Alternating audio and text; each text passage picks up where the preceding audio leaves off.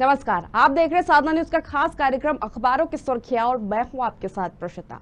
और जिस तरह से हर रोज हम अखबारों की सुर्खियों में उन तमाम सुर्खियों की चर्चा करते हैं जो अखबारों की हेडलाइंस बनती है, लेकिन हेडलाइंस क्यों बनती है, असल खबर उनके पीछे क्या होती है, असल मुद्दा क्या होता है, उन पर हम विश्लेषण करते हैं, वरिष्ठ पत्रकारों के साथ चर्चा करते हैं और जानने की कोशिश करते हैं कि अगर मुद्दे की खबर क्या है कि वो अखबारों की सुर्खियां बनी। तो आज भी हम सुर्खियों पर चर्चा करेंगे। हमारे साथ इस चर्चा में शामिल होंगे वरिष्ठ पत्रकार कल्पना शर्मा जी, वरिष्ठ पत्रकार संदीप सेन जी और वरिष्ठ पत्रकार ग्वालियर से राकेश पाठक जी इस चर्चा में हमारे साथ शामिल होने जा रहे हैं। तो सबसे पहले सुर्खियों की हम चर्चा करेंगे।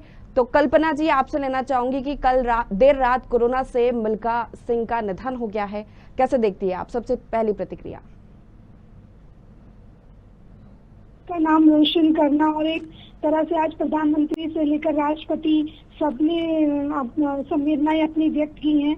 आज पूरे देश में शोक की लहर है क्योंकि भारत ने एक ऐसा रत्न खो दिया है जो आने वाली पीढ़ी के लिए हमेशा से एक मॉडल रहे हैं और लोग उनसे देख करके आने वाले जो जनरेशन है वो भी उनसे शिक्षा लेती रही है। तो ऐसे में हमने हमारी एक ऐसी पूरे देश में ऐसी क्षति है जिसकी भरपाई करना मुश्किल है। तो कहीं ना कहीं पूरे देश में आज इस तरह से इस शोक की लहर को मनाया जा रहा है और मतलब लोग एक अति में उस चीज को लेकर के अपनी संवेदनाएं, कुछ लोग ऐसे हैं जो आज ये चीज व्यक्त नहीं कर पाए हैं क्योंकि कोरोना से उनकी नेगेटिव रिपोर्ट आई थी।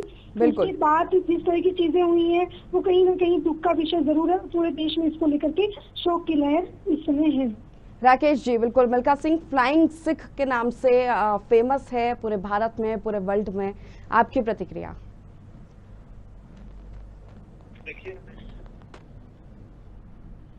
मिल्खा सिंह जी और वे भारत के पहले ऐसे धावक थे जिन्होंने कॉमनवेल्थ गेम में गोल्ड मेडल हासिल किया था।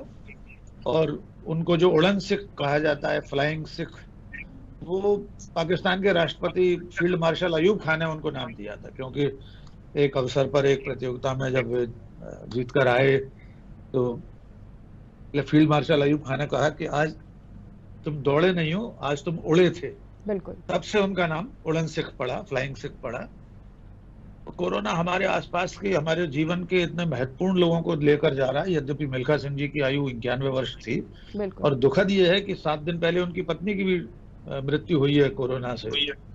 तो ये कोरोना बड़े हमारे देश के तमाम सारे नगीनों को छीन कर ले जा रहा है। तो अब तो हम कोरोना से विनती करते हैं वो खुद अब विदा हो जाए, बहुत अति हो गई। मिल्खा सिंह जी को आपके जरिए, साधना न्यूज के जरिए हम याद करते हैं, उन्हें श्रद्धा सुमन अर्पित करते हैं।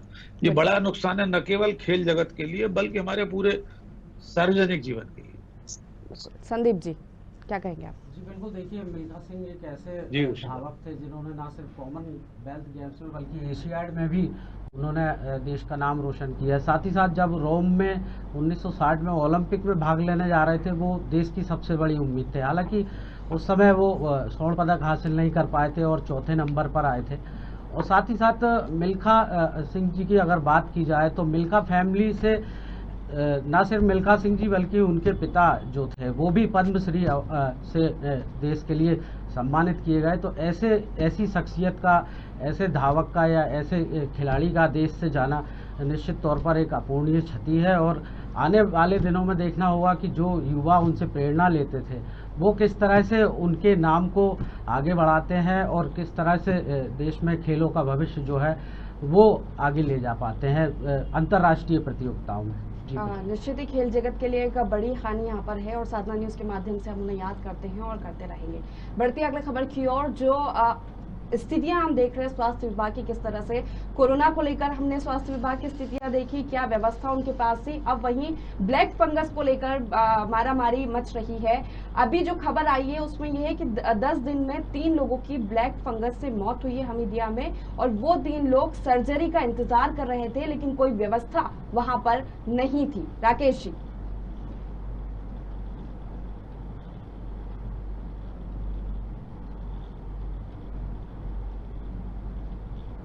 राकेश जी, मेरी आवाज पहुंच पा रही है? ऋषिता, आपकी आवाज नहीं मिल रही है ठीक से। जी राकेश जी, ब्लैक फंगस को लेकर हम बात करें, स्वास्थ्य व्यवस्था की बात करें। आवाज आ रही है कल्पना जी? संदीप जी आपकी आवाज जी हल्की, हाँ जी आवाज आ रही है। राकेश जी मेरी आवाज मिल रही है आपको? लगता है कुछ तकनीकी समस्या है। चलिए कल्पना जी आपसे लेना चाहूंगी प्रतिक्रिया। देखिए ब्लैक फंगस की जिस तरह से हम बात कर रहे हैं, कोरोना काल से अभी उभरे नहीं थे, लेकिन हमने लॉकडाउन पूरी तरह से खोल दिए हैं। अब देखा जाए बाजार सुचारू रूप से चल रहे हैं, लेकिन व्यवस्थाओं को लेकर भले ही शिवराज सिंह चौहान कितनी घोषणाएं कर लें, लेकिन प्रैक्टिकली बात की जाए तो आज भी अव्यवस्थाओं का दौर जारी है। आज भी इंजेक्शनों के लिए मारामारी है, आज भी इंजेक्शन अवेलेबल नहीं हो पा रहे हैं। भले ही इन्होंने टास्क फोर्स बना दी गई, लेकिन मैं ये समझती हूँ कि आज तक भी ऐसी स्थिति नहीं बनी कि हर व्यक्ति को जरूरत के हिसाब से इंजेक्शन मुहैया कराया जाए। इसको लेकर के हमारा जो प्रशासन है वो काफी हद तक उदासीन रवैया बनाए हुए है। सिर्फ बैठकों के दौर से समाधान नहीं निकलना है। अब आवश्यक है शिवराज जी बाहर निकले और उन हॉस्पिटल्स में उन व्यवस्थाओं का जायजा लें जिनकी वजह से दिन प्रतिदिन लोगों की मौतें हो रही हैं, और हम आंकड़ों की जादूगरी से केसों को छिपाने की नाकाम कोशिश कर रहे हैं। बहुत आवश्यक है प्रशासन को अब सजग हो जाने का, क्योंकि ब्लैक फंगस अपने पैर पसारता जा रहा है। जिस तरह से देखा जाए पूरे भारत में स्थितियां बेकाबू होती जा रही हैं, लेकिन हम लोग सिर्फ और सिर्फ आंकड़ों के खेल के चक्कर में जो यथावत स्थिति है उसको परिवर्तन नहीं ला पा रहे हैं। इस बात का बड़ा अफसोस है प्रशिता जी। बिल्कुल संदीप जी, जिस तरह से जो व्यवस्थाएं हैं वो सुचारू रूप से नहीं चल पाती है। ये ब्लैक फंगस आया उसके बाद हम एक और वेरिएंट सुन रहे हैं डेल्टा प्लस का, हालांकि उस पर कोई रिपोर्ट नहीं आई है, फिर भी आपकी तैयारी क्या है?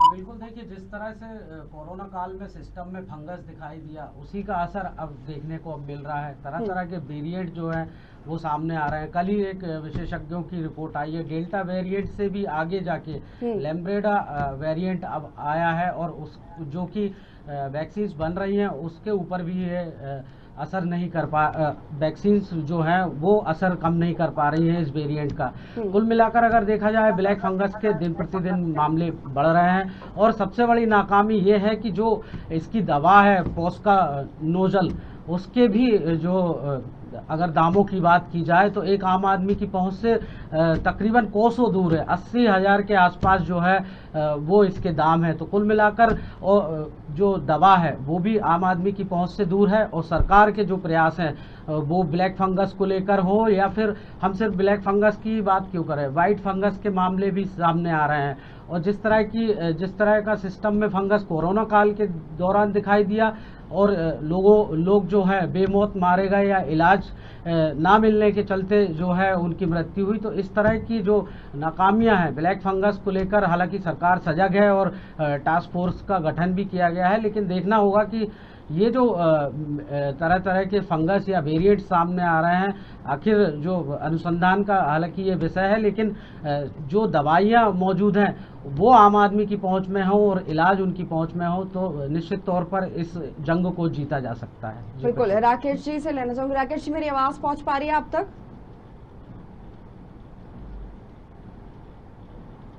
जी राकेश जी, जिस तरह से हम व्यवस्थाएं देख रहे हैं, ऐसा क्यों होता है कि जब पानी सर से ऊपर निकल जाता है तब हमें समझ में आता है कि हमें व्यवस्था अब कर लेनी चाहिए, हमें तैयारियां पूरी कर लेनी चाहिए। कोरोना की दूसरी लहर में भी हमने यही देखा कि जब मौतों का आंकड़ा तेजी से बढ़ने लगा तब हमें समझ में आया कि अब बहुत जरूरी हो गया है कि तमाम व्यवस्थाएं की जाए। कल्पना जी ने भी कहा, संदीप ने भी कहा, ये व्यवस्थाएं प्रशासन की जिम्मेदारी है। हम एक वेलफेयर स्टेट में रहते हैं, लोग कल्याणकारी राज्य में रहते हैं, जहां शासन की जिम्मेदारी है लोगों के जीवन की रक्षा, लोगों के स्वास्थ्य के लिए प्रबंध करना। और ये महामारी अब हमारे लिए कोई चौंकाने वाला विषय तो नहीं बची है। बिल्कुल, जनवरी फरवरी 2020 में कोई कह सकता था, कोई शासन प्रशासन ये कह सकता था कि हमें नहीं मालूम था कि ये आपदा इतनी बड़ी है, इसका रूप इतना विकराल है। लेकिन उसके बाद तो तमाम सारे लोग चेता रहे, अंतर्राष्ट्रीय संस्थाएं चेता रही हैं, राजनीतिक दलों के नेतृत्व की तरफ से चेतावनी आती हैं। दूसरी लहर को लेकर भी लगातार तमाम सारे समाज में ऐसे तबके थे जो चेता रहे थे। विपक्ष का एक बड़ा नेता लगातार सरकार को याद दिला रहा था कि दूसरी लहर आने वाली है, सुनामी आएगी, हम उसकी खिल्ली उड़ा रहे थे। बहुत सारे जो वायरोलॉजिस्ट हैं, जो महामारी विशेषज्ञ हैं, वे सब चेता रहे थे। और अब भी आप यकीन मानिए, अभी मध्य प्रदेश में एक तीसरा कोई वेरिएंट मिला है इंदौर में, खुद मध्य प्रदेश के स्वास्थ्य मंत्री ने स्वीकार किया है। बिल्कुल। कोई ग्रीन फंगस करके उसकी जांच हो रही है लैब में। बिल्कुल। तो लगातार जो साथ में और समस्याएं पैदा हो रही है, इसके लिए सरकार को प्राथमिक तौर पर टेस्ट कराने होंगे, वैक्सीनेशन कराना होगा, और अस्पतालों में जो प्राथमिक जरूरतें हैं उसका इंतजाम करना होगा। आप देखेंगे पिछली लहर में, यानी दूसरी लहर में, जिस तरह लोग अस्पतालों में ऑक्सीजन के लिए भटके, जिस तरह वो जो 2 इंजेक्शन थे, ऐसा लगा कि बिल्कुल आसमानी कोई तारा तोड़कर लाना है। एक इंजेक्शन फेबीफ्लू और उससे पहले रेमडेसिविर। फिर हमने कालाबाजारी पर अंकुश नहीं रख पाया तो नकली इंजेक्शन बटे, नकली दवाइयां। ग्वालियर में 15,000 कोई टैबलेट है शायद फेबीफ्लू की, वो 15,000 नकली टैबलेट खप गई है, मरीजों को लग गई अस्पतालों में। उनमें से कितने लोग काल कबलित हो गए होंगे, नकली दवाइयों से अपनी जान गंवा बैठे होंगे। बिल्कुल। इस सब पर अंकुश लगाना सरकार की जिम्मेदारी है। निश्चित तौर पर ये डराने की बात नहीं है, चेताने की बात है कि तीसरी लहर भी आ सकती है। उससे पहले हमें क्या क्या करना है और शासन को क्या करना है, दोनों बातों के लिए सतर्क रहने की जरूरत है। समाज को भी तो एहतियात बरतनी है। लॉकडाउन खुल गया है, इसका आशय ये नहीं है कि हम मेले ठेले लगाने लगे, हम भीड़ लगाने लगे, मास्क पहनना बंद कर दें। ये हमारी भी गलती है, लेकिन प्राथमिक दायित्व शासन का है कि वो स्वास्थ्य सेवाएं इस तरह से चौकस रखे कि पिछली बार की तरह लोग अस्पतालों की देहरी पर अपनी जान न गंवाएं। बिल्कुल, लेकिन व्यवस्थाएं न होने का खामियाजा आम जनता को ही भुगतना पड़ता है। कल्पना जी, एक आंकड़ा यहाँ पर अखबारों में छपा है हमीदिया अस्पताल का कि 79,000 की दवाइयों का भार उस पर आया है, जिसकी वजह से इलाज भी बंद हो गए। जो फ्री दवाइयां लोगों तक, गरीब लोगों तक पहुंचाई जा रही थी, वो बंद हो गई है। बिल्कुल प्रशिता जी, इस तरह के आंकड़े सिर्फ और सिर्फ हमीदिया की बात क्यों की जाए, हर सरकारी अस्पतालों की आज हालत इससे बद से बदतर हो गई है। सरकारी हॉस्पिटलों में जब कोई भी पेशेंट जाता है तो उसको देख करके उसको सिर्फ एक पर्चा थमा दिया जाता है, जिसको कहा जाता है कि आप बाहर से दवाइयां खरीदिए। लेकिन बाहर वो दवाइयां इतनी महंगी होती हैं कि गरीब लोगों की जेबें वहां तक उस दवाइयों को खरीदने के लिए किसी भी तरह से सक्षम नहीं हो पाती।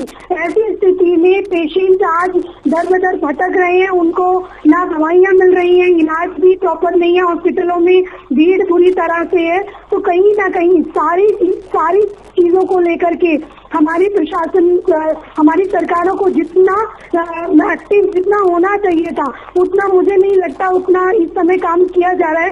दवाइयों की मारामारी इस कदर है कि जो दवाइयां कुछ दिन पहले 1 रुपये में या 50 पैसे जिनकी कीमत थी, आज उनकी कीमत बढ़ करके 250, 5,000, 10,000 इतनी महंगी कॉस्ट में दी जा रही है। तो उसको लेकर के जो हमारे ड्रग इंस्पेक्टर्स हैं, जो हमारा प्रशासन है, तो उनको जरूर छापेमारी करनी चाहिए कि आखिर ऐसा क्या हो गया कि जो दवाइयां सस्ते रेट पे मिलनी चाहिए थी, उनके लिए या तो वो अवेलेबल है नहीं या फिर वो महंगे दामों पे दी जा रही है। लेकिन फिर वही बात है, ढाक के 3 बात होते हैं, स्थिति वही बद से बदतर। हमारा प्रशासन इन दिनों न जाने किन चीजों में उलझा हुआ है। उनको जनता की सुविधाएं, जनता के स्वास्थ्य, सिर्फ और जो हमारी मूलभूत जरूरतों में आती है स्वास्थ्य सुविधाएं, उसको लेकर के जितना काम होना चाहिए था, मुझे उतना प्रशिता जी नजर नहीं आ रहा है। हमारी सरकारें काफी सिर्फ आंकड़ों में जरूर बताती हैं कि व्यवस्थाएं सुचारू हैं, हर गरीब को दवाइयां मिल रही हैं, हॉस्पिटल्स में डॉक्टर उनको देख रहे हैं,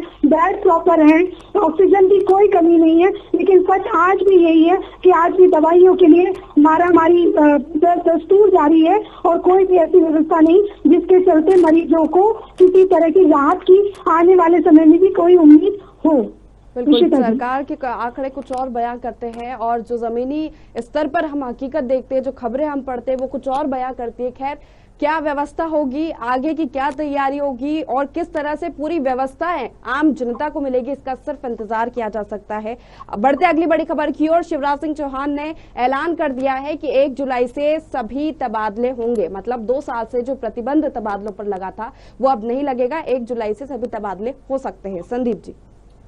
जी प्रशिता जी, सबसे पहले तो आप आपको बता दें कि सभी तबादले नहीं हो सकते हैं, सिर्फ और सिर्फ मात्र जो नीति जारी की है सरकार ने, सिर्फ उसमें 40,000 अफसर या कर्मचारी जो है वो शामिल हो सकेंगे। उसमें भी कैडर उन्होंने लागू करा है 2000 का या 2001 से जो भी भर्तियां हुई हैं, 20%, 10% और 5% का जो स्लैब है वो बनाया गया है। चूंकि सरकार पर दबाव था, सरकार बदली, कमलनाथ सरकार थी, उसके बाद शिवराज सरकार आई, उसमें कई ऐसे नेता या विधायक थे जो कांग्रेस से बीजेपी में आए और बीजेपी भाजपा सरकार में मंत्री भी बने। चूंकि अब उन लोगों को कई चीज़ों में एडजस्ट करना है, उनके ऊपर भी उनके अपने लोगों का दबाव है, चाहे वो तबादला हो। तो कुल मिलाकर ये कहा जा सकता है कि नए सिरे से सरकार जो नीति लाई है उसमें भी शिक्षा, जो सबसे बड़ा संवर्ग है प्रदेश का, लगभग 2.5 लाख कर्मचारी जो है वो शिक्षा संवर्ग में आते हैं। दूसरा महकमा पुलिस है, उसके लिए भी तबादला बोर्ड जो है उस पर सरकार ने ये जिम्मेदारी डाल दी है। शिक्षा विभाग के लिए अलग से नीति आएगी। तो कुल मिलाकर जो नीति घोषित भी हुई है उसमें भी सभी कर्मचारियों के लिए ये नीति नहीं है। मात्र जो नीति जारी की गई है उसमें मात्र प्रदेश के 7.5 लाख के आसपास कर्मचारी होते हैं सरकारी, उनमें भी सिर्फ और सिर्फ 40,000 कर्मचारी जो है इसकी जद में आएंगे। हालांकि ये बात सही है कि इसमें जो लोगों को, अपने लोगों को लाभान्वित करने के लिए जो नीति पहले जारी करने का दबाव सरकार पर था वो अब कोरोना से के बीच में सरकार नहीं कर पाई थी, लेकिन अब जो है वो उस पर जो है अमल किया जा रहा है। जी राकेश जी, सरकार पर दबाव है, नई व्यवस्थाएं लाना जरूरी हो गया है, इसलिए 1 जुलाई से अब तबादले होंगे। देखिए, संदीप जी ने अच्छी व्याख्या की है और हर सरकार को तबादले करने ही होते हैं और तबादलों का मौसम है। हाँ, ये जरूर है कि जब जो पार्टी सत्ता में होती है तब उसके ऊपर विपक्ष ये आरोप लगाता है कि तबादला उद्योग चल रहा है। बिल्कुल। 15 महीने की कमलनाथ की सरकार में भारतीय जनता पार्टी कहती थी तबादला उद्योग चल रहा है, इतने सैकड़ा तबादले हो गए हैं और ये बैन तो औपचारिक रूप से अब खुला है, वैसे तबादले तो पूरे साल होते रहे हैं संदीप जी। और कांग्रेस अब आरोप लगाती है कि शिवराज सिंह की सरकार में तबादला उद्योग फल फूल रहा है और ये आज की बात नहीं है। अगर मैं मतलब 30-35 साल से देख रहा हूँ पत्रकारिता में, अर्जुन सिंह जी के समय से लेकर दिग्विजय सिंह इत्यादि के समय, हमेशा तबादला सवालों के घेरे में रहे हैं, तबादले सरकारी कर्मचारियों और अधिकारियों के। बिल्कुल। अब की बार ये देखना है कि कितने प्रतिशत लोग, संदीप जी ने बहुत अच्छा विषय उठाया कि जो लोग दल बदल करके आए हैं उनमें से जो जीत गए, फिर मंत्री बन गए, कुछ विधायक बन गए, उन्हें भी अपने लोगों को एडजस्ट करना है। बिल्कुल। तो ये असल में सामंजस्य का पूरा खेल है और आरोप प्रत्यारोप तो तबादले में लगते हैं और अभी भी लगेंगे। अभी जब बड़े स्तर पर तबादले होंगे तो सरकार के ऊपर आरोप लगेंगे, जिसमें सब तरह के आरोप होते हैं, लेन देन के आरोप होते हैं। तबादला उद्योग शब्द ही इसलिए चलन में आया है और मैं ऐसा मानता हूं कि आज से 30-35 साल पहले मध्य प्रदेश से ही एक तरह से ये शब्द प्रचलित हुआ था, तबादला उद्योग। उस वक्त की एक बड़ी मैगजीन ने मध्य प्रदेश का तबादला उद्योग करके पूरा विशेषण छापा था, उस पर कवर स्टोरी छापी थी। कितने प्रतिशत तबादले अब हो पाते हैं इस बैन के, इस प्रतिबंध के खुलने के बाद, उसके बाद देखा जाएगा कि सचमुच में उसके पीछे क्या मंशा थी, क्या पसंद नापसंद से तबादले हुए हैं। मध्य प्रदेश में प्रशासनिक मशीनरी, अभी हाल की एक घटना को अभी हम इसमें जिक्र कर लें, एक IAS अधिकारी विवादों के घेरे में आजकल हैं, उन्होंने पूरी सरकार को कटघरे में अपने कलेक्टर को खड़ा किया और अब लगातार पूरा विवाद बढ़ रहा है। तो ये भी उसी प्रक्रिया का अंग है। एक जनसंपर्क अधिकारी को कलेक्टर ने अधिकार न होते हुए, संदीप जी को स्मरण होगा ही, उसे कलेक्टर ने अब बिना अधिकार के तबादला कर दिया, जबकि वो मुख्यमंत्री के अधिकार क्षेत्र का तबादला था, जनसंपर्क विभाग का। फिर कमिश्नर ने उसको सस्पेंड कर दिया, तो बाद में बहाल करना पड़ा, सब कुछ करना पड़ा। तो ये भी एक प्रशासनिक अराजकता का ही सबूत है कि मध्य प्रदेश में प्रशासनिक तंत्र और राजनीतिक तंत्र के बीच जो घालमेल चल रहा है, ये अराजकता अंततः पूरे तंत्र को शिथिल करती है, नकारा करती है, उसे असली काम करने नहीं देती ये सारी बात। तो इस पर भी अंकुश लगाना राजनीतिक नेतृत्व का दायित्व, उसकी जिम्मेदारी है, मुख्यमंत्री की जिम्मेदारी है कि पूरा प्रशासनिक अमला तबादलों के बावजूद ऐसा न हो कि चरमरा जाए। बिल्कुल। निश्चित ही हमारे पास समय की कमी है, लेकिन कल्पना जी आपसे भी इस पर प्रतिक्रिया लेना चाहूंगी। जैसा कि राकेश जी ने कहा कि औपचारिक रूप से तो प्रतिबंध अभी हटा है, लेकिन हमने देखे कि तबादले होते रहे हैं और अब जब एडजस्टमेंट की बात यहाँ पर आ रही है, एडजस्टमेंट को लेकर भी चर्चा हो रही है कि एडजस्ट करना पड़ेगा। बिल्कुल प्रेषिता जी, सही कहा। जिस तरह से अभी बातें रखी गई, साल भर से मुझे ऐसा नहीं लगा कि कभी ऐसा आया जब रोक लगी थी और उसका पालन किया गया। लगातार IAS से लेकर के लगातार देखा जाए छोटे या बड़े हर कर्मचारियों को इधर से उधर किया गया है। जो प्रशासनिक फेरबदल एक तरह से देखा जाए वो पुरानी सरकारों से लेकर के मतलब पिछले 3-4 साल से मैं ये मान सकती हूँ कि रुका नहीं है। लगातार ये दौर जारी है और कोई भी व्यक्ति कुछ दिन वो कार्यकाल अपना संभालता है, जब तक वो सुचारू रूप से करने लगता है तब तक पता चलता है कि उनका ट्रांसफर कर दिया गया है। ऐसे बहुत सारे IAS अधिकारियों ने आरोप लगाए हैं कि उनको काम नहीं करने दिया जा रहा है। जैसे ही वो काम करते हैं, भ्रष्टाचार का आरोप जिस तरह से आए दिन अधिकारी एक दूसरे पर लगाते रहे हैं वो भी किसी से छिपा नहीं है। और इस समय सरकार की सबसे बड़ी किरकिरी बन गया है इस तरह का आरोप प्रत्यारोप करना, क्योंकि IAS अधिकारी अगर खुद जिसने स्वयं साधना सिंह पर भी आरोप लगा दिए गए एक IAS अधिकारी के द्वारा, जब ऐसी स्थिति सामने आती है तो जरूर उनको कहीं ना कहीं एक तरह से इस तरह की रोक हटानी पड़ी कि हम प्रशासनिक फेरबदल करेंगे। क्योंकि यदि बिना कहे इस तरह से तबादले करते तो जरूर प्रशासन जरूर सरकार पर शक या शुबा किया जाता। इसी को देखते हुए उन्होंने आज ये स्टेटमेंट जारी कर दिया कल, और उसके बाद अब इस तरह की कार्रवाई की जाएगी। कहीं ना कहीं नाराजगी प्रशासनिक अमले में बहुत ज्यादा देखी जा रही है, क्योंकि दबाव बनाया जा रहा है अधिकारियों पर कि वो कहीं से भी उगाही करके सरकार भंडार में दे। लेकिन समस्या सिर्फ यही है क्योंकि साधन नहीं बचे हैं। कोरोना काल में आर्थिक स्थिति जिस तरह से प्रदेश की देखी जा रही है वो बिल्कुल विकट स्थिति में पूरा प्रदेश है। ऐसी स्थिति में अधिकारियों को लेकर भी कल्पना जी, तबादले का जो ये मुद्दा है कई सालों से बहुत अहम हो चुका है। जिस तरह से राकेश जी ने भी कहा कि तबादला उद्योग एक नाम दे चुके हैं। खैर, अब जो प्रतिबंध हटा है 1 जुलाई से जो तबादले होंगे वो तबादले होने के बाद ही पता चलेगा कि आखिर सरकार की इसके पीछे क्या मंशा थी। आप तीनों ही मेहमानों का बहुत बहुत शुक्रिया हमारे साथ इस चर्चा में शामिल होने के लिए। तो अखबारों की सुर्खियों में हम हर रोज चर्चा करते हैं उन तमाम सुर्खियों के ऊपर, और हमने आज भी उन सुर्खियों पर चर्चा की जो अखबारों की हेडलाइंस बनी है, उनके पीछे की खबर जानने की कोशिश की, असल मुद्दे जानने की कोशिश की है। तो फिलहाल के लिए अखबारों की सुर्खियों में इतना ही। आप बने रहिए साधना न्यूज के साथ।